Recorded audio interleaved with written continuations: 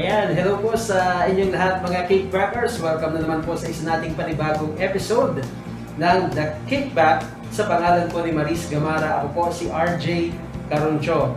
At isang panibagong episode na naman po ang isa sa inyo ngayong hapon na ito. Kaya stay tuned kayo hanggang sa matapos po yung ating talakayan. Ako, napakaganda po ng ating paksa or topic na isi-share po sa inyo ngayong hapon. Pero bago yan, syempre, para po tuloy-tuloy lamang ang Kickback, i-follow at i-like ang aming official Facebook page o kaya ay mag-subscribe sa aming pong YouTube channel na The Kickback.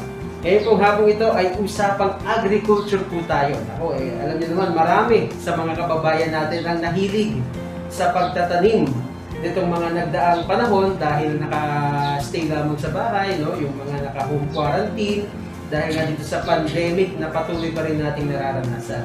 At ngayon ay makakasama natin ang isa sa, kumbaga sabihin na natin, eksperto. Ayan, pagdating sa usapang pagtatanim, no? At hindi lamang basta pagtatanim ng mga halaman, kundi ito yung mga gulay talaga. Ito napapakinabangan ng ating mga kababayan. Nandito po tayo sa opisina ng ating pong municipal agriculturist ng General Nakar, Quezon para pag-usapan po natin ng organic farming. Kasama po natin si Sir John Leo Tena. Sir John Leo, welcome po dito sa The Kickback. Magandang araw po sa inyo lahat. Magandang araw sir at sa inyong Facebook page na The Kickback. Opo, at maraming salamat po sa inyong pagpapa-unlock sa amin. Sir John Leo, gusto po muna naming malaman, paano po ba kayo nagsimula na maging mahilig sa pagtatanim? At saka ano po ba yung mga karaniwan yung tinatanim before? So alam mo sir, nagsimula ang aking pagkahilig sa agriculture ay simula nung bata pa ako. Ang aking tatay ay isang magsasaka at kami nakatira sa isang lugar kung saan kalapit lang ng aming palayan. Ganon din, sila ay nag-aalaga ng baboy, kaya sa murang edad ay namulat ako doon sa pagsasaka na ito'y bahagi ng aming pamumuhay at pinagkukunan din ng additional income.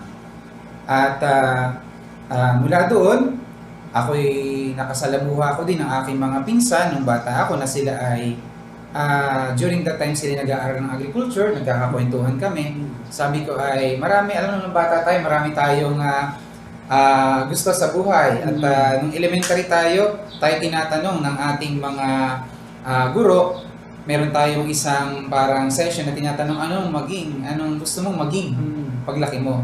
At doon ay naalala ko na binanggit ko na gusto kong maging isang una pa nga ang ano ko is maging karpintero. Dahil tatay ko ay karpentero at the same time ay farmer. So makikita natin yung influence ng magulang sa anak. So doon mas lumalim yung pagtingin ko dahil ako'y nagiging kabahagi sa gawaing pangsakahan sa amin. Kami ang nagsisilot ng palay, kami ay nagtatalok din nung kami mga bata pa at nagdadamo, nabibiter, nagagamas. Yung hilamon ang tawag dito sa atin. At namumuhol, yung pagkolekta ng mga pesting kuhol. So doon nagsimula yun. At kagaya na nabanggit ko, yung influence din ng aking mga pinsan na nag-aaral ng agriculture, ay di doon nagsimula ang aking pagtahak doon sa larangan ng agrikultura, kung kaya ako ay nakapagtapos ng agriculture at nakapagtrabaho sa ating lokal na pamahalaan, particular dito sa tanggapan ng Pambayang Agrikultor. Noong 2010 ako naging regular employee. Ang maganda pala sir doon sa iyo, no? Kasi bukod sa nakapagtapos ka ng agriculture, at the same time, napapractice mo din doon pa. Kaya kumbaga parang hindi na mahirap sa iyo. Hindi na siya mahirap dahil bahagi siya ng aming buhay noon nung ako'y bata pa. At ito ay mas napalalim nung ako'y nag-aral dahil siyempre, hindi na lang siya basta isang bahagi ng buhay, pero meron tayong, sabi nga natin, applied science ang agriculture. At nakita naman natin na kung gaano ang kahalagahan ng pagtatanim, ng paglikha ng sariling pagkain, yung sapat at ligtas na pagkain, lalo na nitong pandemya. Dahil nakita natin din itong kahalagahan na hindi lang ito basta pagkukunan ng pagkain, kundi ito'y magandang, sabi nga lang natin, pangtanggal stress. Exercise siya kasi nagpapawis tayo at meron tayong ugnayan sa kalikasan sa pamamagitan ng pagtatanim. So, parang ang ganda sir ng ugnayan sa kalikasan. Mm. No? Parang ang ganda niyang kunin. Oo, yun yung ano natin, yung ating pinakang ano doon, sabi natin, realization na yung ugnayan ng tao sa kalikasan ay sa pamamagitan ng pagtatanim. Kasi ang ugnayan natin, kung tayo may magandang ugnayan, dapat hindi nasisira ang lupa. Ang agriculture, alam natin, ay isa sa contributor ng greenhouse gases kung saan ito ay nakaka-apekto sa ating mundo, nagpapainit siya, pero maliit lang. Pero kung gagamitan natin ng mga mitigating measure kagaya ng organic farming at mag-a-adapt tayo sa sitwasyon, ay makakatulong ang agrikultura para mabawasan yung pag-init ng ating mundo. At ito ay magsisimula din talaga kagaya ng yung aking kwento sa inyo. Nagsisimula iyon ay sa pamamagitan ng impluwensya ng lalo ng mga magulang at ng ating kapaligiran sa ating mga kabataan. Kaya nga napakahalaga, ako'y natutuwa at meron kayong programang ganito. Napakalaki ng tulong na gagamit nyo ng mahusay ang social media sa pamamagitan ng pag-interview kagaya ng ginagawa natin ngayon at saka sa dami na din ng mga interview na nakita kong ginawa nyo upang maiparating at maka-impluwensya tayo sa ating mga kabataan, sa iba't ibang tao dito sa Pilipinas at hopefully kahit sa ibang bansa dahil yan na may internet, global yan, para yung kahalagahan ng paglikha ng pagkain sa sapat at ligtas na paraan ay makamit natin. Kasi at the end of the day, yung agrikultura, yan pa din yung magiging backbone natin. Lalo na ngayon, nakita natin sa panahon ng pandemya, yung pagkain, sabihin natin, basic siya at mahalaga talaga sa panahon natin ngayon. Dahil naniniwala din kami dito sa bayan namin, lalo ng aming municipal mayor na talagang sabihin natin fanatic sa organic farming, isang number 1 nagsusulong. Mahalaga yung maging role model sa ating mga kabataan at sa ating mga kababayan. Kaya kahit yung aming mga opisyal, si Mayor Eliseo Rosol ay may sariling farm, nagtayo siya ng 6-hectare farm niya. Ako, meron din kami sa aming lupa ng mga tatay ko at saka dito sa aming sariling bakuran ay may tanim kami at dumadating sa punto na hindi na kailangan bumili kasi meron ka, nakapagpahiling ka pa. So maganda na maging bahagi ng buhay natin yung pagtatanim. Hindi na bumili sa palengke, kundi para makita mo yung kahalagahan na meron ka sa bahay mo. Kaya mong marating yung tinatawag nating kasapatan sa pagkain, yung food security sa loob ng bahay natin. At tingin ko, napakahalagang gawain noon at napakahalagang habit at saka pananaw, lalo na kung itutulong natin sa ating mga kabataan. Kasi maraming pwedeng mangyari pa kapag nagpunla tayo ng ganong kaisipan. Hindi lang doon sa pagtatanim, pero sa ugnayan ng pamilya, sa sabihin nating mental health ng tao, lalo na ngayon yung sa pandemya natin na ang mga tao ay masyado ng sabihin nating naboboring, nai-stress dahil sa pandemya, tayo na lockdown. Ang isang nakita natin, kagaya ng binabanggit mo kanina, na naging stress reliever at kinalibangan ng mga tao ay ang pagtatanim. Nauso yung plantita at talagang nakakagulat, mas mahal pa yung mga halaman kaysa palay. Pero ibig sabihin na, ang positive side nun, kahit mahal siya, naipakita natin kahit mga halamang hindi nakakain niya, nakita natin na yung kahalagahan ng kalikasan. Sabi nga sa isang kanta ay, saan man tayo mapadpad, yayakapin pa rin tayo ng kalikasan. Siguro parang sana yun ni Joy Ayala sa kanta. At yun ay, yung mga kaisipang ganun ay talagang hindi nawawala talagang nararanasin natin hanggang ngayon, makita natin ano ba yung kahalagahan ng ugnayan natin sa kalikasan sa pamamagitan ng pagtatanim. Naku sir, dyan na yung maisingit ko lang, no? Naalala ko kasi nung high school days, pag nag-aaral tayo, tinuturo sa atin ng mga teachers natin sa science yung mga scientific name ng mga puno, halaman. Pag ikaw ba ay isang municipal agriculturist, pinag-aaralan ba yun? Sa kabisado mo ba yun bilang isang agriculturist? Actually, mas kabisado yan ng mga estudyante, pero sa atin ay nare-recall pa din naman natin yan. Kaya nga noong tayo nag-aaral ay isa yan sa talagang basic. Kahit sa high school, basic yan na pinag-aaralan sa science. Yung mga scientific name ay talagang yan ay basic na dapat alam ng isang estudyante ng agrikultura. Sa atin, in reality, yung iba nakakalimutan, pero pag ni-recall natin, ay ito nga pala yun. Kasi syempre, requirement na sa pag-aaral, kaya alam mo yun. Sa trabaho natin ay hindi na siya ganun masyado unless nasa research ka or kailangan lang ay, alam mo yun, kasi pag babasa ka ng libro at mayroon kang research, minsan hindi makikita yung English name, kundi scientific name lang. Diba? So, kaya kailangan alam natin yun. Diba? Basic yung mga yun. At saka dito, sinisikap namin na pag kami may mga tanim dito sa demonstration farm, ay may kalakip na mga ano siya, yung mga information, ano yung English name niya, Tagalog name, scientific name, kailan siya tinanim, kailan siya aanihin, ano yung kanyang mga patabang ilagay sa kanya para informative yung dating. Ngayon ay nagsisimula pa lang uli kami magbungkal kasi katatapos namin mag-ani ng mga pakwan at saka yung iba ay mga gulay. Kaya nag-start uli kami, medyo mainit lang ang panahon natin ngayon. Kaya medyo talagang hirap kahit sa palay, wala pa tayong tubig. Sa Infantay, meron kasi National Irrigation System. Pero dito sa General Nakar ay medyo hindi pa ganun ka yung sapat yung ating moisture para magtanim o yung tubig natin. Kaya inihahanda pa lang namin yung lupa para pag dumating na tong ating tag-ulan, sabay tanim na tayo. Pero nagpupunla na din tayo ngayon. So dito sa amin ay tuloy-tuloy yung mga programa, pati ang ating mga barangay sumasabay sa pagtatanim. Sila ay nakaani na din, may contest kami, iba't ibang kagaya din ng ginagawa ng iba't ibang bayan para kahit pandemya may programa tayo. At kahit pag tayo nagpo-programa, ginagawa lang natin siya ng mga pampasigla sa mata, pero ang pinakang goal natin ay mga community ay magtanim para magkaroon ng sapat na pagkain sa kanilang barangay, abot kaya, sapat at ligtas kung organic farming.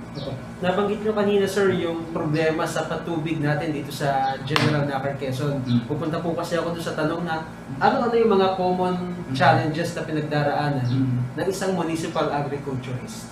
Okay. So siguro sa karanasan ko, yun ang aking i-share. Ang isa sa mga madami kasing challenges, kung pag-uusapan natin, ilagay natin ay ang pamamahala ng isang municipal agriculturist ay pag-promote ng organic farming. Kasi talaga naman kahit sa ang larangan, kahit sa ang programa, may challenges. Yeah? May mga challenges yan. Una, ang organic farming ay base na din doon sa karanasan, ilang farmer pa lang talaga yung sabihin nating nagpa-practice ng pure organic. Pagaman yung iba'y sumusubok pero in combination pa din kasi binabalansin natin yung economic and yung environmental impact. At yun naman ay talagang ating kinikater din yung mga farmer na gano'n kasi hindi naman natin sila pwedeng iwanan. Ano? So ang isang challenge is yung dun sa promotion, kailangan ay makita talaga nila na using organic technology, ikikita sila. At meron naman tayong mga naipapakita na gano'n. Hindi lahat ng farmer, kahit sa mo tingnan niya, kahit sa ang bayan, ay believe sa organic farming. So yun yung isang challenge. Pero hindi tayo dapat magpatali sa gano'n. Kasi hindi naman natin makukuha 100% yung result ng agad-agad. So yun isa sa challenge, yung mahirap mo siyang i-market sa lahat ng farmer. Pangalawa, yung challenge na mag-produce ka ng organic fertilizer na siyang pinakang basic sa organic farming. Dahil without organic fertilizer, ay hindi ka makakapag-organic farming. Kasi yan yung pinaka-basic na dapat meron. Yun yung isang challenge. Bagaman kami ay gumagawa at kami ay lahat ng assets o sabihin natin lahat ng mga organization, local government organization na partner namin, national government agencies, may mga pondo yan na binibigay din sa amin. So yun ang minamanage namin para yung iba ay sabihin natin makabili para ma-augment yung kakulangan. Nagpo-produce kami, may mga farmer din nagpo-produce. So yung challenge dun sa yung demand ng organic fertilizer, yun ang isang challenge. Kaya nga, kami ay sa planning namin, lagi namin tinitingnan kung ito yung pangailangan namin, let's say 100% ng organic farmers, saan natin kukunin itong 100% sa iba't ibang paraan. Let's say 20% na puproduce namin, 20% na puproduce ng farmer, ganun yun eh. Yung another 60% saan manggagaling, pwedeng yung iba sa NGO kasi may nagbibigay, yung iba naman sa program ng national, regional at saka ng provincial agriculture natin. So ganun ang pag-manage. So yun yung mga challenge natin. Pangalawa, challenge pa din yung ating climate change kasi dapat ngayon kahit paano Mayo, dapat June may ulan tayo pero sobrang init so hindi ka kahit ikay pagdating sa organic farming kung open field yan at sobrang init pa din at saka walang tubig o sabihin natin hindi sapat ang tubig, medyo magkakaproblema pa rin tayo kasi basic yon. Ang climate change is talaga namang nananatiling challenge. At ang mga mitigation natin dyan, sabihin natin, yung mitigation kasi medyo long term ang ano yan. Pero yung kung paano tayo mag-a-adapt, ay yun ang inaano namin na magkaroon tayo ng mga variety na matibay. Pero syempre, kahit anong halaman, kahit anong tibay niya, pag talagang sobrang init, hindi pa rin kaya. So yung timing ng pagtatanim, doon na lang din kami bumabase. So yun yung mga challenges. Pagdating sa funding ay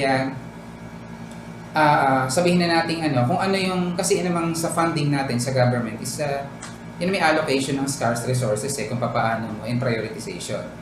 Ngayon ay di kagaya din ng sinasabi namin, sinasabi ko kanina kung ano yung mga available funds, i-maximize lang natin yun minamaximize lang namin para makapag-deliver tayo ng services kagaya ng mga seeds, fertilizer, at saka yung mga trainings kasi napakahalagang component ng continuing education sa farmer.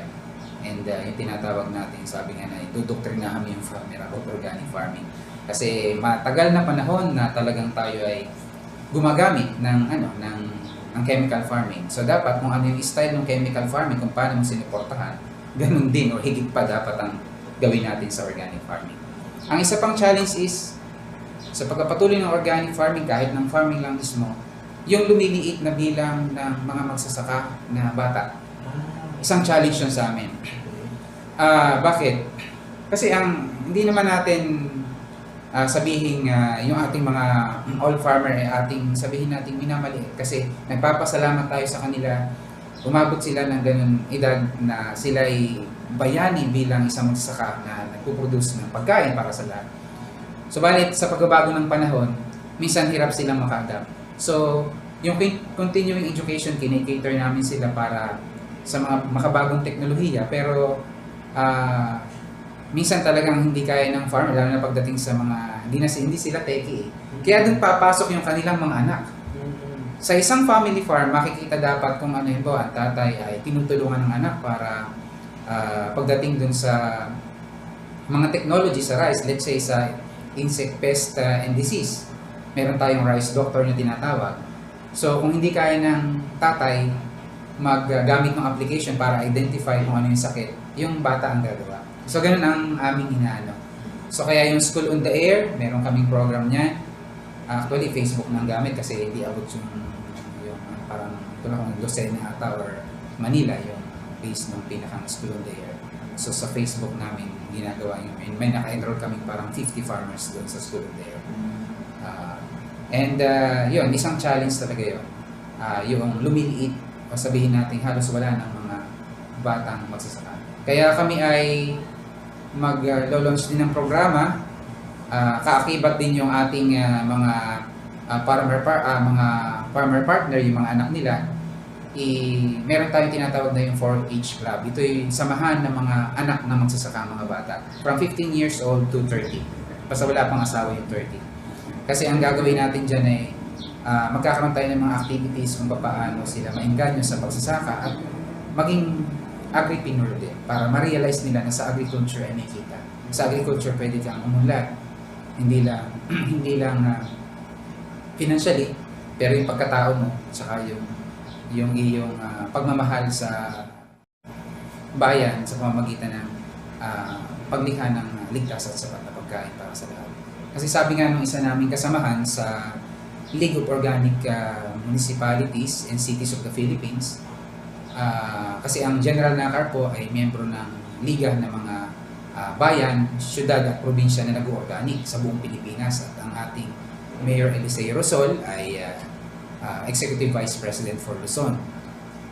Yung aming dating mayor, yung Vice Mayor ngayon, si Vice Mayor Ubing Rosol, siya yung talagang founding member. Kaya ang kahalagaan ay pagpatuloy at kahit ang mga department heads dito sa aming bayan ay trained dun sa basic organic farming, kasi dito namin ginawa yung program namin para sa civil service. Sa halip na kami magsipag sports, maglaro, ay ginawa namin sa orientation sa organic farming, and then per batch yun itong mga nakaraang taon, at naging contest yung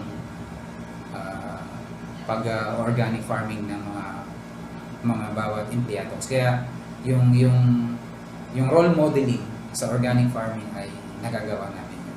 So ganun po yung aming halos naging takbo ng aming programa dito. Napakahalaga pala, sir, no, na kumbaga hulma tayo ng mga panibagong kabataan na ma-eengganyo sa farming, no? Ito kanina pa po natin naririnig from Sir John Leo, yung organic farming. So alamin naman natin, ano ba itong organic farming? Ano ba yung pagkakaiba nito, sir, dun sa nagtanim ako sa bakuran ko na basta nagtanim lang ako, ganyan. Tapos ano din yung pagkakaiba ng organic farming sa chemical na paggamit ng mga chemical farming? So ang organic farming ko ay from the word itself, yung organic farming, kumbaga may siya ginagamitan ng mga organikong pataba at sabihin natin mga pantaboy insekto. Yun po yung pinakamadaling paliwanag doon. Na hindi mo intensyong gumamit noong tinatawag nating mga synthetic fertilizer. Ito yung isang sistema ng pagsasaka na yun, ginagamitan natin ng mga organikong pataba at mga pamamaraan. So basta wala siyang chemical, organic farming yun. Pero sa isang mas malawak na pagtingin, ang organic farming ay isa lang bahagi ng tinatawag nating sustainable organic agriculture, o yung tinatawag nating SOA. Meron tayong tinatawag na permaculture, permanent agriculture, coined word siya. Iba pa siya sa organic agriculture. More on natural farming naman yun. Yung wala kang nilalagay na pataba, hinahayaan mo ang nature dahil i-design mo yung nature, yung yung system mo ay yun na yung magpapataba doon sa iyong area. Medyo mas mataas naman antas na kamalayan yun. Pero ang organic farming, it requires na dapat in place din ang system. Halimbawa, sa bakuran mo, natin mo kung ano yung pagkakaiba. Organic farming pa din yun. As long as ikaw ay naglagay ng organic fertilizer. Pero hindi lang yun yung component nun. Sa organic gardening ay maganda na dapat yung mga crops mo, kasi organic farming nga siya, wala kang chemical na ilalagay para kasi mga insekto nandyan lang yan eh. Hindi natin mapapatay yan. Nanlahatan yung ubusin mo. Kahit, hindi kasi bahagi sila ng kalikasan. All you have to do is to manage them para yung threshold na hindi maabot at hindi makasira sa ating crops. So, hindi lang siya paglalagay ng organic fertilizer. Dapat yung management mo sa crops, maganda, may companion cropping. Sa internet, actually, sabi ko nga DJ, napakadali nang mag-aral ngayon kasi we have YouTube, internet, at mag-ingat lang tayo sa mga sites kasi merong mga mga hindi. Pero ang YouTube, ako'y naniniwala na ang YouTube ay pagdating sa organic farming ay maganda naman yung kanilang wala pa akong nakita mga false information pagdating sa agriculture. Pero yun, pag-aralan din natin kung ano yung mga website na hindi sabi nating false yung information or sabihin nating fake news. Mahalaga na yung bawat component o sabihin nating mga bahagi ng pag-organic farming ay nai-employ natin. Kasi ang pag-organic farming ay hindi lang paglalagay ng organic fertilizer. Yan ay pagtingin dun sa kung ano yung dapat magkakatabing halaman para yung insekto ng isa ay kalaban naman ng insekto ng isang halaman. Companion cropping ang tawag doon. Sir, maidagdag ko lang. Ano po ba yung raw material na ginagamit natin dun sa organic farming? So actually, marami tayong pwedeng gamitin, pero kung titingnan natin yung pinakang basic noon, dapat meron tayong source ng nitrogen. So yung mga dumi ng hayop, yan ay magandang source ng nitrogen. Kakawate, magandang source din ng nitrogen. Meron tayo dapat phosphorus at saka yung tinatawag nating yung potassium. At yung nakukuha natin sa mga halaman na pwede nating i-process. Which is another discussion yun, technical. Pero sabihin natin, procedure lang naman siya. Ang mga basic na ginagawa natin dyan ay dapat compost, yung composting. So, pag si-search natin sa internet, ang dami pang maraan ng composting. Then, paggawa ng mga liquid concoction o yung mga liquid na, actually, liquid fertilizer ang tawag nila, pero yun ay ang tawag namin, mga natural Korean farming system siya na ginagamitan ng mga pagbuburo upang yung ating mga microorganism ay dumami kasi basically ang organism ang nagde-decompose at nagko-convert ng mga organic materials into nutrients. So ang ginagawa natin sa organic farming, pinapadami natin ang iba't ibang mabubuting organismo para pag naglagay tayo ng fertilizer ay mapoproseso niya sa lupa at ma-absorb ng halaman naturally. Kasi sa chemical farming, kahit pinapatay niya ang microorganism, medyo nababawasan ang microorganism. At yun yung sinasabi natin, ang lupa natin ay masyado na nalagyan ng chemical, tumitigas ang lupa, wala na. Kaya mahalaga yung paglalagay din ng organic fertilizer. Kahit nagke-chemical farming ka, maglalagay ka pa rin. Pero minsan debatable kasi yun, kasi yung iba wag daw pagsamahin ang organic farming at saka ang chemical farming. Pero sa amin, ay kasi kami ang kinikater namin is organic farmer and non-organic farmer. Hindi mo pwedeng iwanan yung magke-chemical. Strategy namin yun para utay-utay.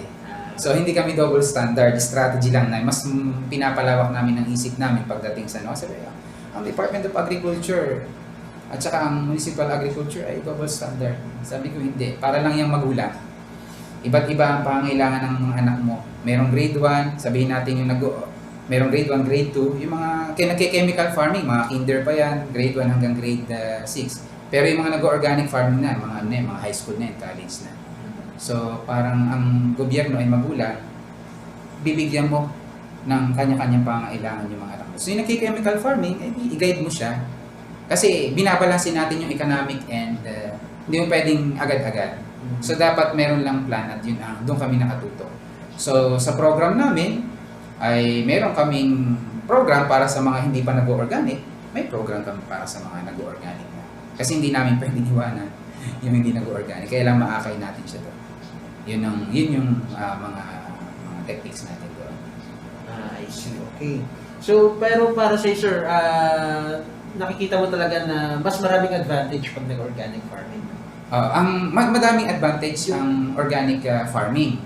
Kasi may mga technology naman tayo para makahabol talaga ang organic farming. Una, ang basic ng organic farming is soil. Kailangan buhay ang lupa mo. Kailangan maganda ang lupa mo. Kasi nandun lahat ang soil ay buhay. Ibig sabihin, dapat may mga microorganism yan. Kaya sa aming mga technical na pag-aaral, halos 2 buwan kaming pinadala ni Mayor sa Mindanao para yung learning experience namin doon with other farmers and scientists ay soil talaga ang pinagana namin. So, basically, yun talaga yung napakahalaga. So, madaming advantage ang organic farming. Una, pagdating sa, unahin muna natin sa family. Okay. Sa family. Una, safe yung food mo. Kasi, hindi ko sinisiraan yung chemical farming, pero ang realidad doon, lalo na ang ampalaya, hesitant akong kumain yan. Kasi yan ay totoong sinasawsaw sa chemicals, lalo na yung mga walang sira. Kasi medyo sensitive ang ampalaya, so kailangan mo siyang talagang lagyan ng chemicals. Kung hindi masyadong oriented sa organic yung sabihin natin may mga variety na bagay sa organic, isang critical point pa yon. Dapat maghanap ka ng variety na suitable sa lugar at saka siya ay nasanay na sa organic. Or else magsisimula ka sa zero para ng seeds. Pero sa ngayon, lahat naman ng nabibili natin sa seeds, sa mga seed company, pwedeng i-treat yan as organic basta lalagyan mo siya ng mga organic. So ang advantage pa din niya ay yung sabi nila laborious, totoo na laborious. Pero kung family labor ang gagamitin mo, nag-e-exercise ka na, may bonding pa kayo ng family mo, may ugnayan pa kayo sa kalikasan. Yung mga time na sana ay, hindi ko sa sinisiraan ng Facebook kasi minsan ako ay mahilig din sa YouTube, pero pag ako nag-YouTube ay more on mga mga parang learning ang ginagawa ko. Manood man ako ng mga let's say yung mga movie or yung mga teleserye natin na sa YouTube na napapanood, ayun ay dahil hindi ko na kayang manood sa gabi. Nanonood na ako sa umaga. Ang sinasabi ko lang, maganda na makita ang isang advantage ng organic farming, kung sa bakuran meron tayo, ay yung bonding ng pamilya. Ang organic farming ang magbuklod. O yung organic gardening, sabihin natin. Then healthy siya kasi kumikilos tayo, then yung kalikasan, naiintindihan natin kapag kung anong kulang ng halaman ay pataba pala. At sabi ko nga sa'yo DJ, napakadaling mag-aral pag gugustuhin lang natin kasi may YouTube, may internet. So hindi na siya mahirap. Ang isa pang advantage niya ay kasi agriculture is an art. Matututo kang kung saan yan ilalagay. Then yung ating value of work madidevelop kung mga bata pa. Ako sinisikap ko yung mga anak ko na kaya nag-gardening kami dun sa bahay ng tatay ko dahil doon may lugar at ang mga anak ay halos ay doon napunta linggo-linggo, sila yung nagdidilig, sila nag-aani. Gusto kong ma-appreciate nila yung pag-aani, yung sa pagtatanim hanggang sa pag-aani. Sabi ko nga, ay susunod ko dyan yung tipong about yung wastong kaisipan sa financial na ma-realize ng bata na ito'y pwedeng pagkakitaan sa tamang diskarte at tamang paraan. So yun yung isang yun yung mga advantages ng organic farming pag gagawin natin. Yun ay yun sa family farm. Kung sa malakihan naman, ang advantage niya ay mataas ang presyo niya, totoo, kung siya ay certified. Kung siya ay certified. At meron naman tayong mga system na ginagawa ngayon ang government kasi yung batas natin na 10065 na Organic Farming Act of 2010 ay na-amend na yan ng 11511 na batas tungkol sa Participatory Guarantee System. Yun yung magagarantiyan na organic o sabihin natin yung system mo na ginamit ay organic. At kapag tayo ay nakapag-establish ng sabihin natin trading post, ay pwedeng bilhin ng trading post yung mga farmer na talagang nag-organic at ang trading post ang magbebenta. Ay dito pa lang hindi ginawa namin na alam mo DJ nitong nakaraan ang isang advantage ng organic farming dahil alam ng Real Infanta at saka ng iba pang kalabit-bayan na general na kayo nagpo-promote na ng organic. Yung aming mga kababayan, mga katutubo na nagdala dito ng mga produkto sa munisipyo, binababa nila from Lumutan, pinost lang namin sa aming Farmers Information Technology Service Center page, ay ang dami nang nagtatanong sa amin, nag-comment na meron pa ba, bibili kami. So doon namin nakita na sa first level, yung pag naniniwala ang tao na yan ay organic, sa'yo bibili. So kaya mahalaga yung guarantee system. Yun ang isang ang advantage pala. Pwede kang magtaas ng presyo kaysa karaniwan. Pero hopefully ay pag dumami ni nag-organic, maging kapantay din siya at ang maging basehan ng tao sa pagbili ay safe food. Kasi naniniwala tayo at yan may mga patunay na yung mga masyadong hindi na-handle o hindi good agriculture practices, sobrang dami ng chemical na ginagamit, talagang masama. At actually, masama talaga yung paggamit ng chemical kasi may mga residues siya. Maaaring hindi natin agad maramdaman sa katawan natin, pero in the long run, kasi na-accumulate siya, magkakaroon ng epekto yan sa ating pagtanda habang tayo ay umiidad. So yun yung gusto natin na magkaroon tayo ng safe food at yung mga advantages na ito, kinakapitalize namin para ito yung ipaunawa sa mga farmer. Ang isa pa ding challenge sa amin ay lalo sa amin, malaki ang isang challenge talaga yung tinatawag natin na expectation sa amin dahil kami ay member ng DOE. Ang aming karamihan sa atin ay dito sa lowland may mga nagke-chemical pa rin. So, syempre, kagaya na nasabi ko sa iyo kanina, yung aking parang paliwanag tungkol sa ating program. Meron tayong mga lugar na potential for organic farming pero ito yung mga nasa upland areas.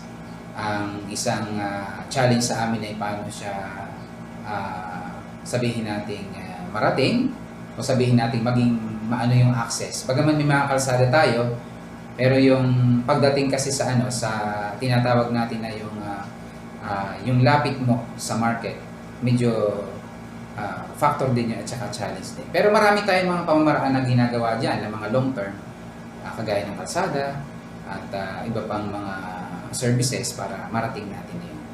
So sa amin ay ang mahalaga, meron kaming program na ganito at kami ay sumusulong paunti-unti. Ang masama kasi yung halimbawa ay wala ka talagang effort.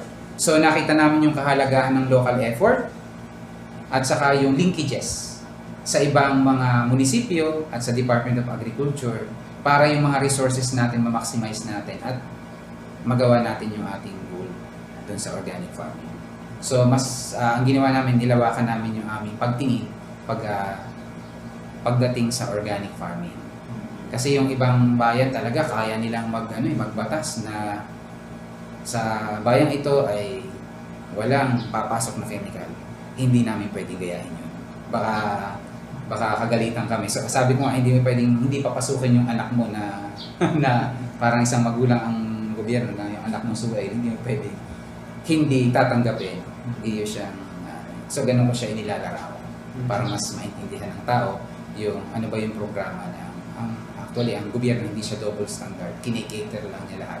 At may iba't ibang strategy para marating mo yun. Hindi ibig sabihin, kami ay nagbe-benchmarking, pwede na namin kopyahin yung isang ginawa ng isang bayan sa bayan natin, kahit sa ang bayan. So, titingnan pa din natin kung ano yung kakanyahan ng bawat bayan. Ang mahalaga, may effort tayo, may master plan tayo para gawin natin. Saka, dapat pag nasa government laging naka-institutionalize. Kaya meron kaming batas para dyan sa organic farming.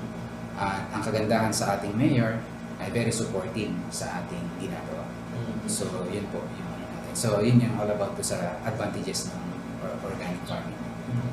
Naku, Sir Leo, alam natin yung mga binanggit mo ay maliit na bahagi pa lamang ng usapin tungkol sa organic farming kasi talagang malawak pa yan, no?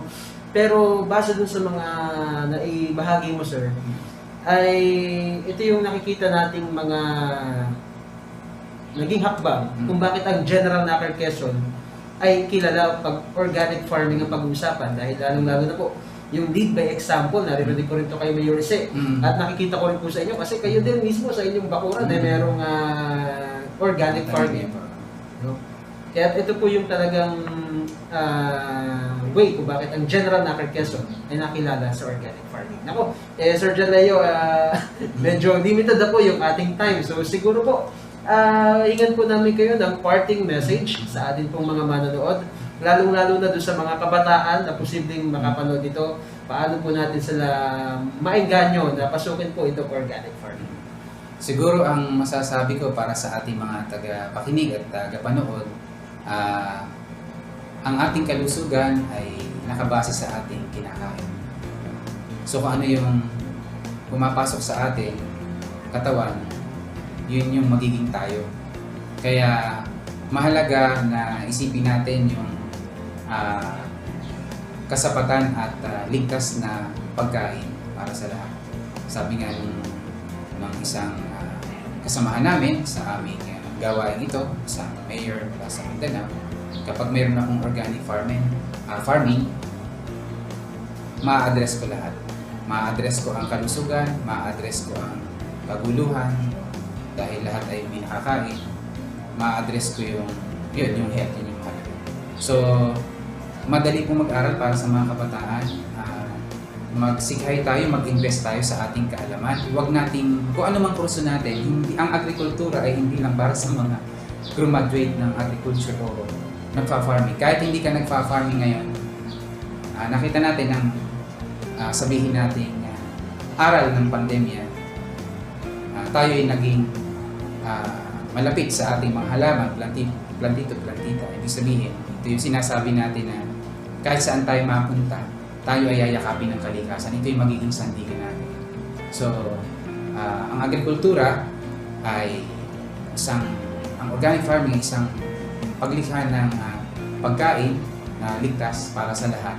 Tayo makibahagi doon sa anumang simpleng paraan natin. Ang pag-gardening sa bahay ay isang napaka-gandang gawain.